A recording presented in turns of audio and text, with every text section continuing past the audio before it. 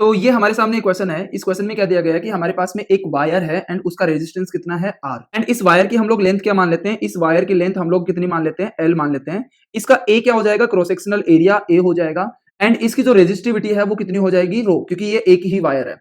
अब क्वेश्चन के अंदर ये बोला गया है कि ये जो R वायर है ना L लेंथ का, इसको है ना 8 इक्वल पार्ट में डिवाइड कर दिया गया एंड उनमें से 4 पार्ट का एक पैरेलल कॉम्बिनेशन बनाया गया एंड अनदर 4 का एक और पैरेलल कॉम्बिनेशन यहाँ पे बनाया गया है। तो सबसे पहले तो हम लोग ये देखते हैं कि ये जो R जो होता है ना, इसकी वैल्यू क्या होती है? रो L बाई A। ठीक है। अब यहाँ पे देखो, अगर हम लोग इसको 8 इक्वल पार्ट में कुछ इस तरीके से हम लोग डिवाइड कर देंगे, 1 2 3 4 5 6 7 8, ठीक है। एंड एक पार्ट की जो लेंथ होगी, मान लो नई लेंथ L डेस है एंड हर एक पार्ट की लेंथ कितनी होगी? L by 8।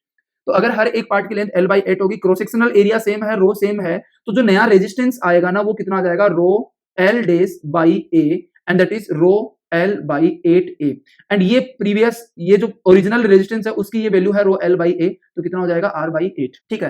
तो यहाँ पे जितने हमारे पास में 8 रेजिस्टेंस बनेंगे, हर एक रेजिस्टेंस की वैल्यू कितनी होगी? R by 8। ये चीज यहाँ पे समझने की जरूरत है। अब क्वेश्चन ये बोल रहा है कि उनमें से 4 रेजिस्टेंस को तो हमने पैरेलल में जोड़ा एंड अनदर 4 को भी पैरेलल में जोड़ा, फिर उनका जो कॉम्बिनेशन है ना, उनको हमने क्या कर दिया? सीरीज में कनेक्ट कर दिया। तो यहाँ पे डायग्राम कुछ इस तरीके से बन जाएगा, आप लोग देखिए यहाँ पे। तो ये हमारे सामने कुछ ऐसा डायग्राम बन जाएगा जहां पे हर एक रेजिस्टेंस की वैल्यू कितनी है? R by 8।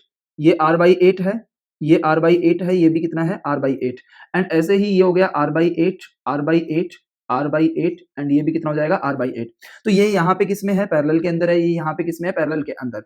तो इनका इक्विवेलेंट रेजिस्टेंस जो आएगा, तो जब रेजिस्टेंस पैरेलल में होते हैं एंड सबकी वैल्यू सेम होती है ना, तब R इक्विवेलेंट जो आता है ना वो होता है R बाई N एंड यहाँ पे इस R की वैल्यू कितनी है? R by 8। तो यहाँ पे हम लोग क्या कर देंगे? R by 8N and N कितना है यहाँ पे? 4। तो ये हो जाएगा R बाई 32, क्योंकि N की वैल्यू यहाँ पे कितनी है? 4 नंबर ऑफ रेजिस्टेंस। तो इनका जो इक्विवेलेंट आएगा ना, इनका वो कितना आएगा? R by 32। इनका इक्विवेलेंट भी कितना आएगा? R by 32। तो जब इनको हम लोग यहाँ पे इक्विवेलेंट लिख देंगे तो इसका इक्विवेलेंट कितना आ गया इन चारों का? R बाई 32 एंड इन चारों का इक्विवेलेंट कितना आ जाएगा? इन चारों का R बाई 32। तो यहाँ पे ये दोनों सीरीज में है एंड अगर ये दोनों सीरीज में है तो हम लोग सिंपली यहाँ पे क्या लिख सकते हैं? R equivalent is equal to R by 32 plus R by 32। इस तरीके से हम लोग यहाँ पे लिख सकते हैं। तो ये कितना आ जाएगा? R equivalent is equal to R by 32 into 2 and यहाँ पे R इक्विवेलेंट आ जाएगा R by 16 ohm and this is the final answer of this problem.